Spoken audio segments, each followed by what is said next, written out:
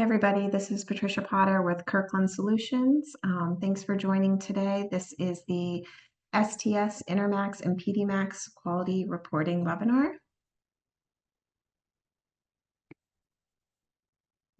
I'm just going to go through our agenda today. I'm going to go through some introductions, introduce who we have on the call today, go over a few updates, and then we're going to talk about some reporting updates and some resources and all things reports. So I just want to welcome my team that we have on the call today from Kirkland Solutions. We have Ryan Cantor, Maceo Cleget, and Brendan Singletary.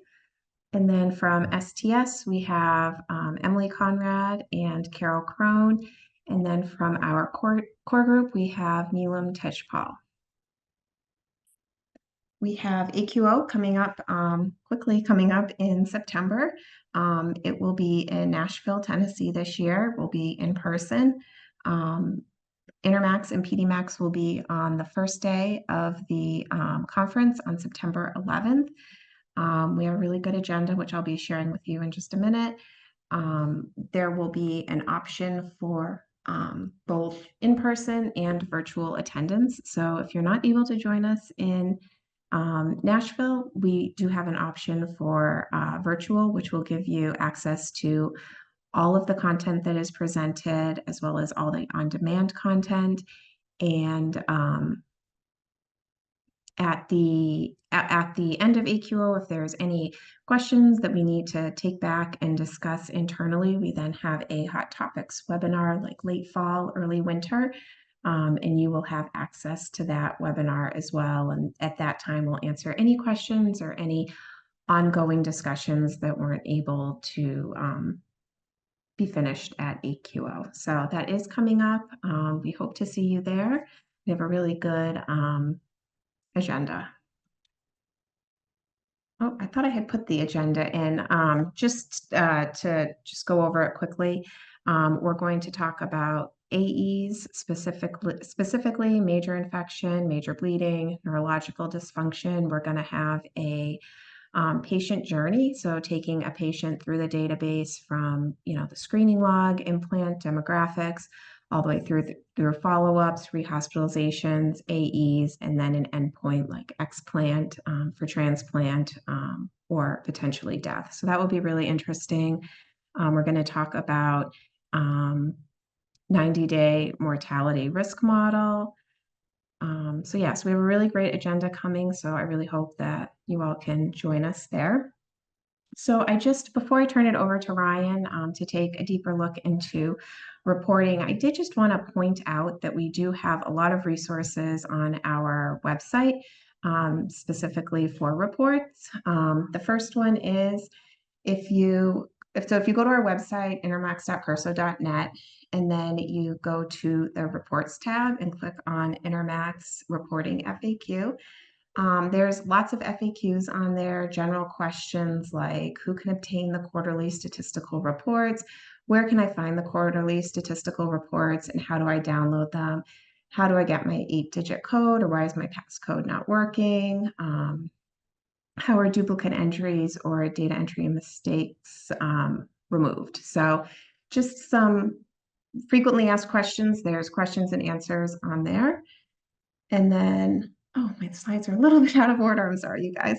So I talked about AQO. It's going to be in Nashville this year at the Lowe's Vanderbilt Hotel. And then, yes, I knew I'd included this. Here is our program. So right heart failure, major infection, neurological dysfunction, the patient journey, risk modeling, live data downloads, which is great. Devin Cole does that presentation, and it's really good.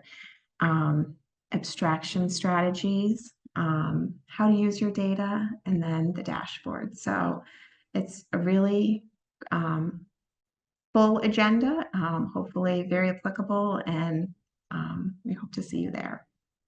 Back to reporting FAQ. So there are the general questions, and then if you scroll down a little bit more on the website, there is questions towards the quality assurance cumulative and recent report. What is the coverage period? What patients are included in the quality assurance report? Why are some patients excluded from the quality assurance site report? How are the transfer patients handled? And then how are adverse event rates calculated, the definition and the calculation. So all of that is there on that FAQ page. And then if you scroll just a little bit more for the data quality report, how are transfer patients handled in the data quality report? What happens if there are changes made to the web-based data entry before a report is distributed? And where would I find Intermacs operation ID number? So just commonly asked questions. Those are all on there with answers. And then at the very bottom of the page, there is the reports distribution calendar. So our so quarter one just came out on June 30th, and then quarter two, the data entry deadline was July 31st. The coverage stop date will be June 30th, and then that report will be distributed around September 30th. So that is there. So if you ever have any questions about data entry deadline dates, distribution dates, this calendar is all there for you. And then at the top, if you click on quarterly site reports, there is you'll first see the data quality report, data verification. So if you click on that link, you'll be asked to log in, and you can go in there and confirm that all of your data is correct. And actually, we are going to have a talk on how to do this, why to do this at AQO this year. So that will be some great information. And then under research SAS datasets, there is some information on the research SAS datasets. They are distributed quarterly and link all forms into 4 datasets that can be used for analysis of your data. This feature is available only to site administrators. And then the next tab is the live data download form downloads. If you click on there, it gives you instructions on how to use the form downloads. It gives you a tutorial and just kind of explains what it is. This is a great tool. This is one of the talks we're going to have at AQO. We've had it in the past. So it's a really great way to use your data. So good resources here, and more to come on that at AQO. And then the final tab under reports is the outcome analytics. That tab, if you click on there, there's a YouTube recording. It was actually Ryan Cantor did a talk at AQO, I believe it was in 2021. And he it's his AQO talk, and he explains the analytic tools, exploring your data with Kaplan-Meier curves, competing outcomes, AE rates. So there is a YouTube recording on there. So on our website, lots of great resources for reports. If you have any questions, you may find your question under the FAQ tab, but if not, you can always email us and ask your questions. So if you do have questions, you can email reports@curso.admin.net or intermacs@curso.admin.net for password and login questions. And then, like I said, all of those resources are available on our website, intermacs.curso.net. And then if you have any other questions, you can always email Nancy Honeycutt, myself, or you can email the Intermacs FAQ at sts.org. So Ryan, I'm gonna turn it over to you. And then I did want to just also add that I didn't say in the beginning, if you do have any questions, put them in the Q&A function, please. And we will answer all of your questions.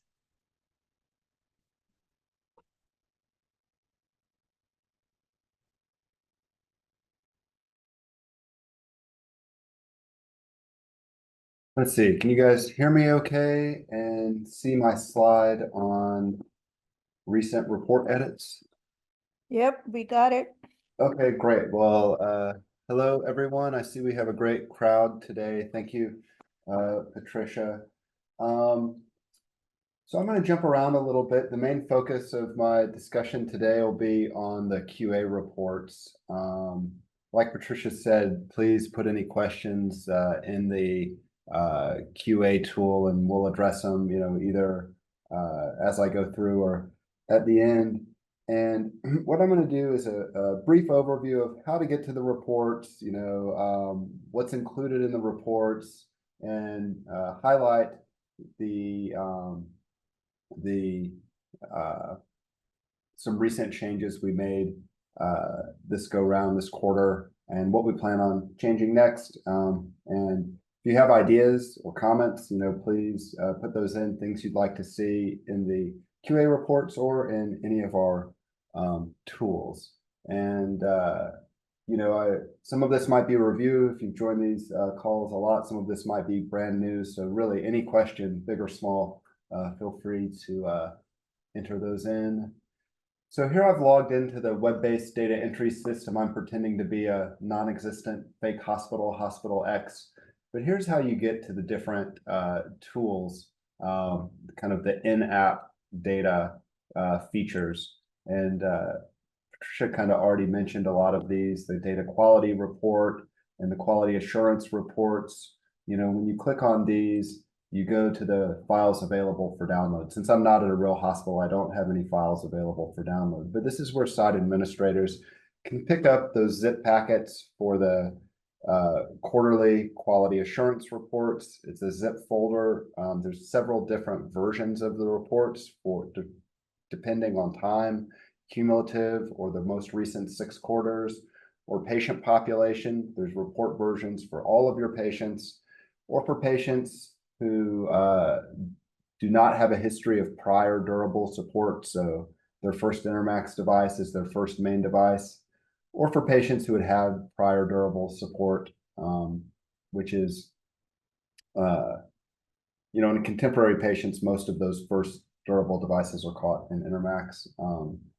Also in the file delivery are the quarterly site data sets. Those are delivered to help for internal purposes. If you want to look up certain QA questions, or do a project with your site's data, we provide the same data sets that we use for the reports, but limited to your site, so that you might be able to skip a lot of the data management steps by using those SAS datasets. And there's also just the CSV version in there as well. So if you have a data or stats resources at your hospital, whatever programs they use can use that.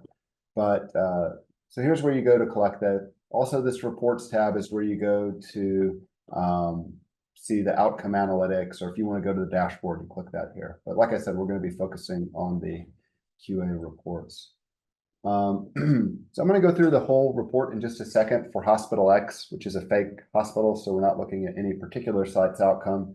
They're a mid to large size hospital. So it's real representative data, but not patients at a real site. I did want to mention, these are the changes that have happened in the last quarter. We really expanded on a few of the rates question. So in device, and this is based on feedback we've gotten in these seminars on what people would like to see in the reports. So we broke out the reporting of device malfunction rates into major or minor events, and that is based on when that question was added. Same thing for device malfunction and pump thrombosis. We added an exhibit to show the rates of those events for whether or not the event was associated with patient management, patient-related issues, management-related issue, or device-related issues. Again, these exhibits are going to be based on when those questions were added to the registry. And finally, we did a review of how we were reporting the adverse events that had been collected as zones, and then in version 6 they were zones on the follow-up form. In version 6 in 2020, late 2021, we mapped that all to AEs again. And so we did a deep dive in seeing what was the best way to report the new adverse events and trying to include all of that mapped data. For right heart failure and hypertension, that all worked exactly as planned. For hemolysis, the really usable data is only the data that's been collected since that version 6 change. So we broke out a specific exhibit on hemolysis so that it's limited to the more accurate data that is comparable across sites. And that will be the data, since the beginning of 2022. So that's a new exhibit that hasn't been present before. I see some questions, and I'll dive into those as soon as I go through my first kind of quick review of the reports, but keep those coming, and I'll address those momentarily. Just to orient everyone, this is what the report looks like. I just selected the most recent, report. So it's the last 6 quarters for Hospital X for all of their patients. It has some front material here, kind of defining recent versus and all patients which this report covers. So previous 6, there's no subsetting. If the patient has an implant in Intermacs, they're going to be here. And this report is kind of keyed off their first implant, but then a patient level analysis of what happens to them. This kind of is defining all that. It shows how many patients are at the site here. So this number will come up again and again throughout the report. Just how the report is structured, there's some front matter, just providing some context of how these reports came into being, what we foresee their use. And then in terms of the content, there's a big chunk of the report that's all about what's going on with the patient at the time of that first implant. So that data is sourced from the demographics form and the pre-implant form and the implant form. A few more details about the implant. Was it a BIVAD or, device strategy, things like that. Then we break into a big section on adverse event rates. That's where we've done the new edits that I'll highlight in a moment. We go through time to first adverse event for some of the key major adverse event, which are device malfunction and thrombus, infection and neuro.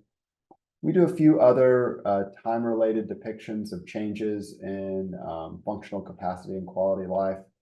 And then finally, I'll show a few representative survival curves and competing outcome curves. We don't have it listed here, but a lot of people find it helpful. At the end of the report, we provide a long table that's all of the patients included in the report. So sometimes there's a question of who's in or who's out for a particular report. That can be useful for figuring that out. Okay, so let me kind of briefly go through some of these elements. Not going to go through everything. There's hundreds of pages here, but just some representative examples. So here's just looking at the distribution of age across time at your center and across time, for the last 6 quarters. For all of Intermacs. So this is the way all of these exhibits are set up. There's your hospital's data in one grid compared to all of Intermacs in another grid. So we'll see this for age, for gender, and through all of these different patient characteristics, as well as different clinical characteristics, you'll see, how your site patient group compares to all of Intermacs. One note, when you're looking at the cumulative report, these timeframes are a little bit different. It's not broken out by quarter, but it's broken out by era. But some questions were only entered recently into the database, like only in version 6 or whenever they were added. So sometimes you'll observe that there isn't data for a certain time period. And that's related to when the question was entered into the database. Since we're past the version 6 change, almost everything in this report will be, full coverage for that question. So just going through different patient characteristics, different pre-implant comorbidities so that you can get a sense of, are patients at your site different than the Intermacs cohort? Try to get down to the next kind of shift. This is about the first half of the report are exhibits like this. This is a kind of evolved over time. At first these reports were pretty slim, but over the last 15 years, we've, added more and more elements as sites have been interested in different things. We start getting into the echo and other hemodynamics.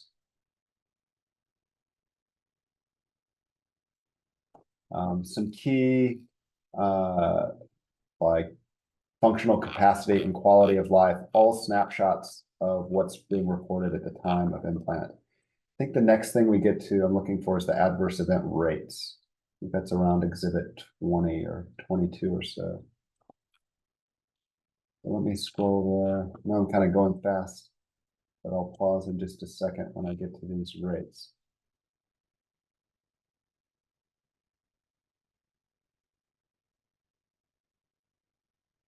Okay, so exhibit 22 is where we start talking about adverse event rates. And so the first thing is not a rate, in fact, it's just looking at the patient percent of how many patients and how many events, how many patients, and what percent of patients have, various top level adverse events.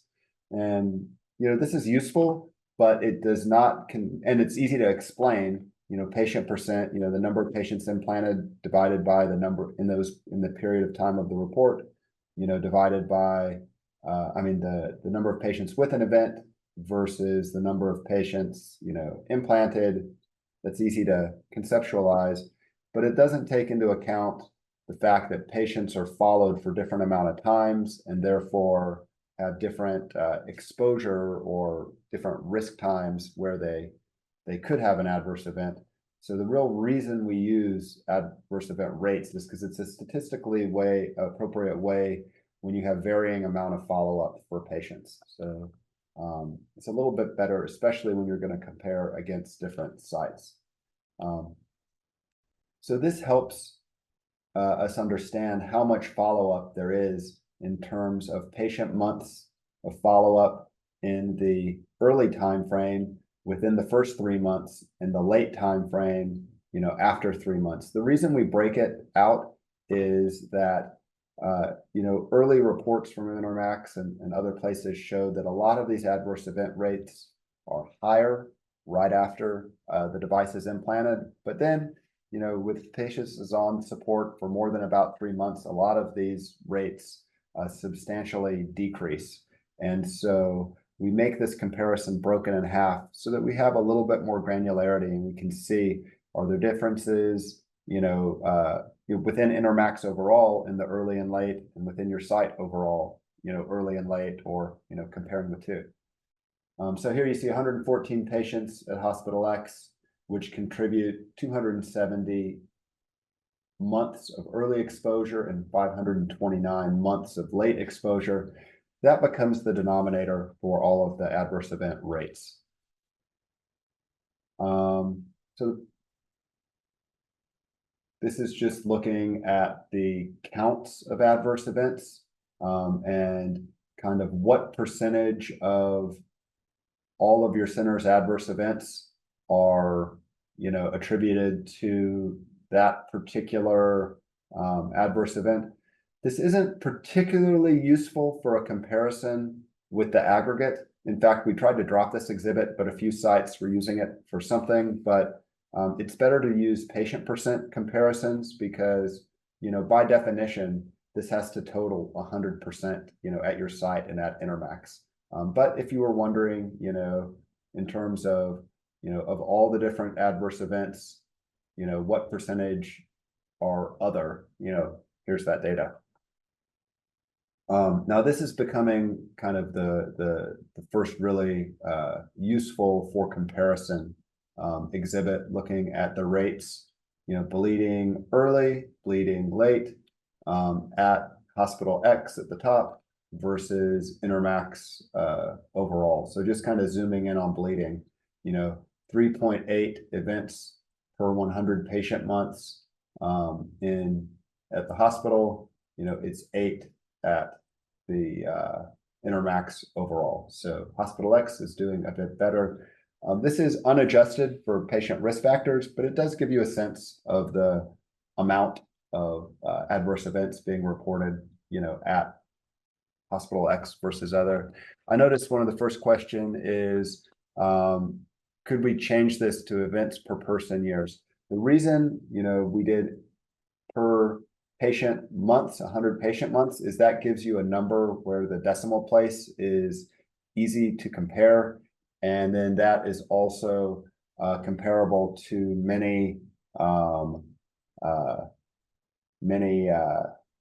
literature-based records. We could produce what the conversion rate is that. So if you wanted to convert it to yourself, if there's enough people that want this and STS leadership approves it, we can make this whatever it needs to be. But from our perspective, the 100 patient months is matching up with, what we've done historically. But I don't know it off the top of my head, but it would just be, a conversion factor to convert that scale to per patient year. Okay, so like I said, we've added back into this those zone variables. So you see right heart failure, you see hypertension that we added. We did not add hemolysis to this exhibit because hemolysis is only valid since the end of 2021. So that's coming out in a later exhibit. So after the main rate tables for all of the top level adverse event, there's another exhibit that's kind of taking a deeper dive into each individual like major adverse event. So here we have infection, and it's going to break it out into MCS related and non-MCS related. And then within the MCS related, it's going to break out driveline, pump pocket, and pump interior. This was what was of interest talking to sites and leadership. These are not all mutually exclusive. So like if you added up all these rates, that wouldn't be a useful way to tell what your total infection rate is. If you want to know your total infection rate, regardless of the type of infection here, you'd go back to that first table of the top level one, because things can get counted, in multiple ways. We have bleeding by source. We're about to get into some of the new exhibits. We have an exhibit just breaking out device malfunction or pump thrombus, because that top level event, you could say, was it a device malfunction? Was it a pump thrombosis? Was it both? This is kind of splitting those rates out. So this is new, looking at the device malfunction details. Now we're breaking it out from major and minor. And there's a note here that this question was only added in like November of 2021. So just to make a clean break, we're only analyzing this for patients and follow-ups, for patients implanted and their follow-up starting, right after that form went live in January 1, 2022.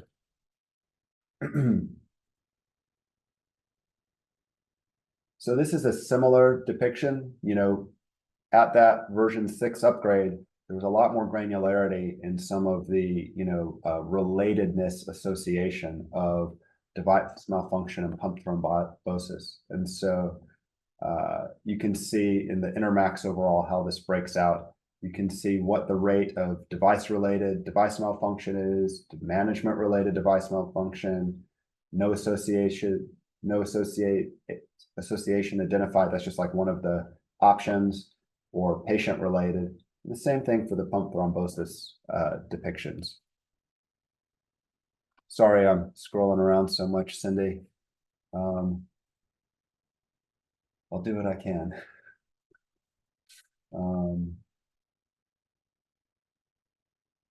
The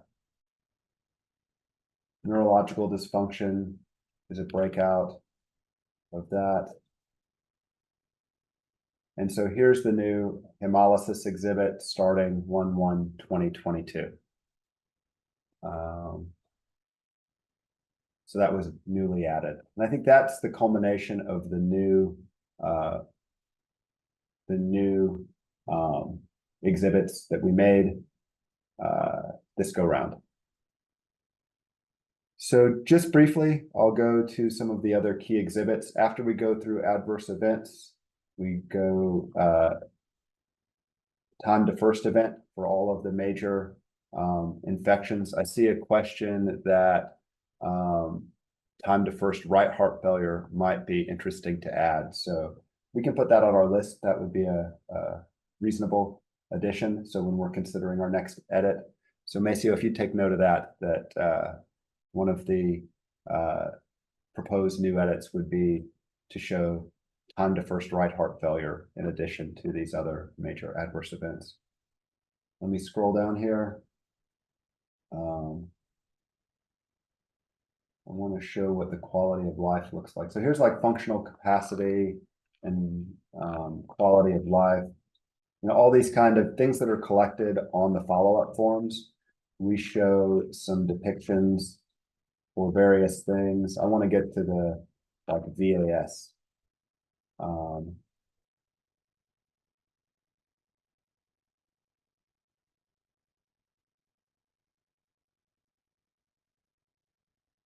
This page down. Be a little bit better than scrolling. Okay, so here's like the scored EQ5D. We have a table depicting the coverage. So this is just, I'll look at Intermacs overall. So like pre-implant coverage. If you jump over here, it's saying that 49% of the patients have a pre-implant complete, EQ5D. And, if not, what are the other reasons? 16%, the patient was too sick to complete it. 34%, it just wasn't done. And then for the patients that have it, for that 49%, we wish that number was higher, but it's still, thousands of patients of data. And you can see what the distribution of that EQ5D index is. And then we also show right under this information right here, kind of graphically. So you can see what was the pre-implant EQ5D score, and then at various points in terms of follow-up. We also show this patient-reported visual analog scale, which you just, ask the patient 0 to 100, how would you rate your health? And you can see how that changes. So this is one way you get that data back in your hands if you have the quality of life data submitted. After we get through this, kind of the next main exhibits are Kaplan-Meier curves for various subsets of data. This exhibit 34 is kind of one of the main survival exhibits. This would be all patients in the report, so all recent patients at Hospital X versus all recent patients in Intermacs overall.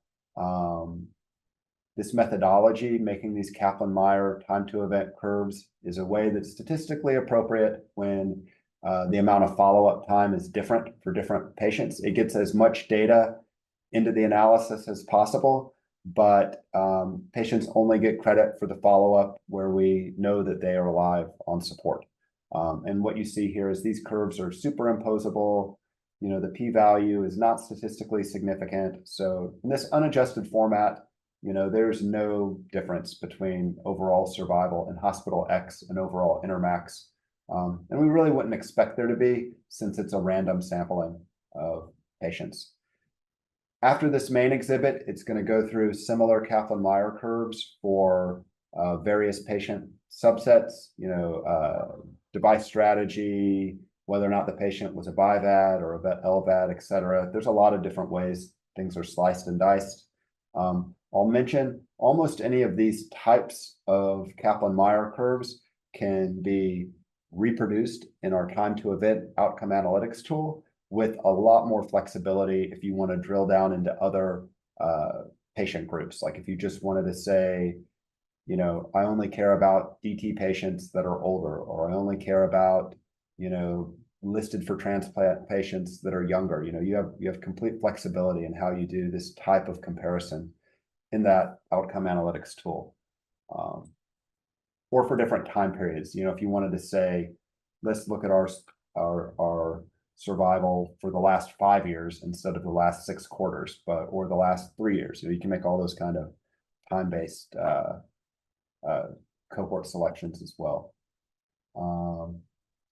Kind of last thing I want to show before we address the questions is a competing outcome curve. Let me show one of these. Okay, so just to orient you, the reasons why patients are exiting the registry is when they're no longer on support. So, at the time we run a report, either a patient is alive on a support, or they've gone from a VAD to transplant, or they've died on a device, or there's been some kind of cessation of support. We break out recovery separate from non-recovery cessation. So these are the different states the patient could be in. There's a couple of other reasons, like administratively, patient withdraws consent, or there's a couple of rare scenarios, like they change to ECMO or something like that, where the patient's no longer in the registry for an administrative endpoint. So this takes all of that into consideration using the appropriate censoring, and produces, the percentage of patients you could expect at any slice in time. So at any slice in time, this will add up to 100%, of the patients at risk. So you can kind of see the patients flowing from this alive on support bucket into the various other registry endpoints. And here this is for, LVADs, continuous flow, but there's several different versions of this for 5-ads, for other flow types. Just depending on what you're looking at, this would help you get a sense of how quickly are your patients, how long are they being supported on a device, and how quickly are they meeting, various other registry endpoints. And then finally, at the end, we have this list of what patients are included and the year that they were implanted. So that's like a brief overview of kind of all of the kinds of information. I see a few questions here. I've answered a few. Carrie, I mentioned that we've elected to do 100 patient years. Let me make a note that we could provide that conversion.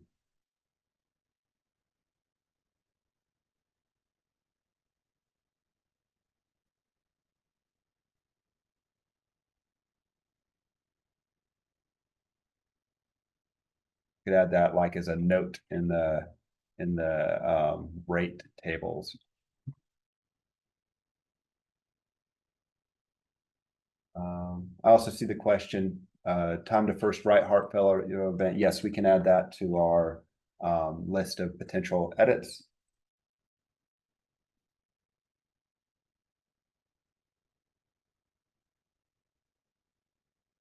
Thank you, Cindy. Sorry for the scrolling.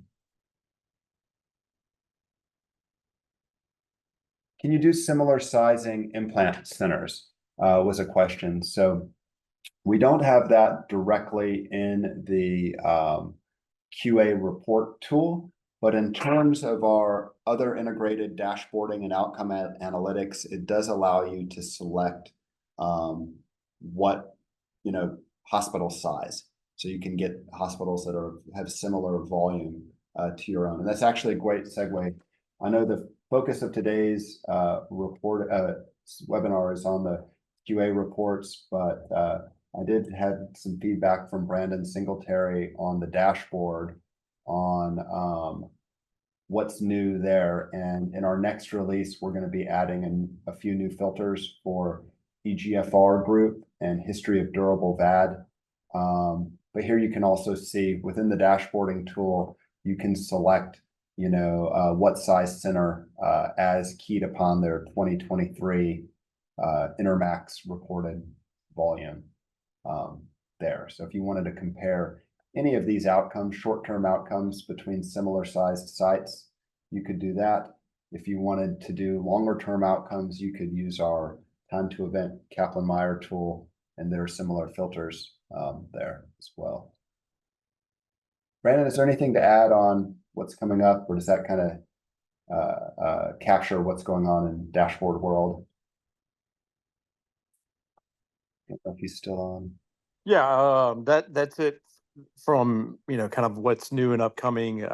There will be a talk at AQO that I will be doing. That's going to be kind of like a live walkthrough and more of like hopefully an interactive dashboard, as well as the Kaplan-Meier tool talk that will be happening at AQO.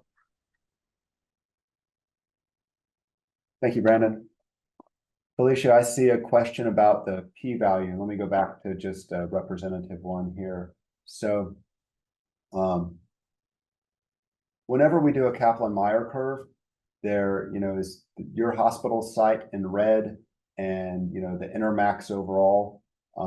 Now, this is not adjusted for any patient characteristics, as noted right here. It's unadjusted, but it does provide insight, kind of like, regardless of patient population, is there a difference between survival at your hospital, survival on a device at your hospital compared to Intermacs overall?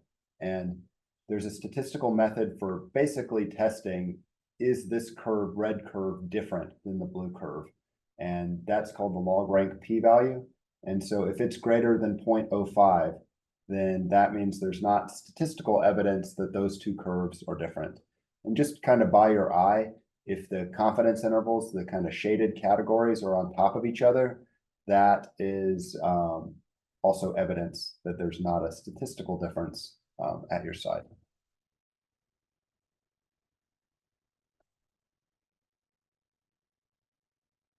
It says, when will admission to discharge length of stay be available? So we added admission date to the forms. You know when that was added to the forms, Patricia? I don't. Was V6. I'm here now. Sorry, I was late. I can look.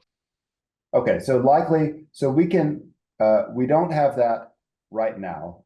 We could add that to that calculation for any patient that, basically was implanted since 2021. Are you wanting to see this in the QA reports or more in the dashboarding, Colleen?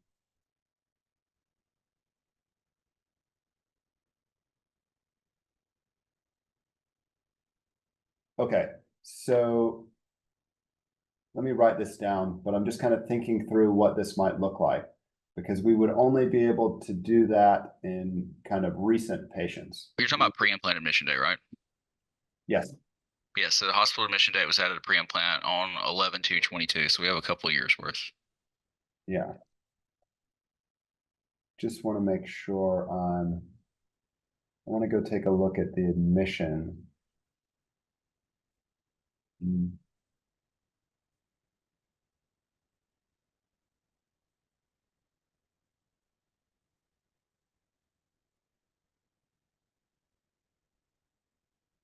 Well, it would take me a second to scroll around and find this, but what I can make a note of is that it sounds like the request is to add to the QA reports length of stay for patients, length of stay calculated from admission date for patients implanted since version 6. That's what we could add. So I'll put that on the list of requested edits that we will investigate.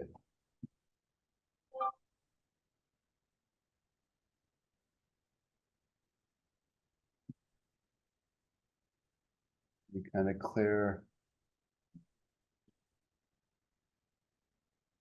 all those out. Yeah, really nice presentation, Ryan. This is Carol from the STS. Thank you so much for providing that. Thank you. It's always great to see all the resources available to our participants.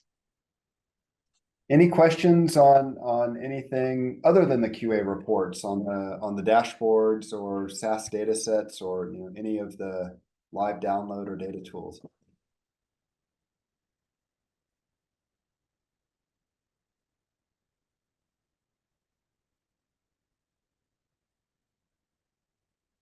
All right. I guess we covered everything. Thank you so much, Ryan. Appreciate it. So we'll have another reports webinar coming up probably the end of mid to end of October. And then our next user group webinar will be on July 31st, so just in about 2 weeks. And this will be geared towards the Pedimacs data managers, site administrators. So if you work in Pedimacs, we'd love to have you join that call, as that will be geared directly towards you all. So thank you everybody so much for joining. If you think of anything after the webinar, feel free to email myself or Ryan. And yeah, thank you so much. Hope everybody has a great afternoon, and thank you so much for joining.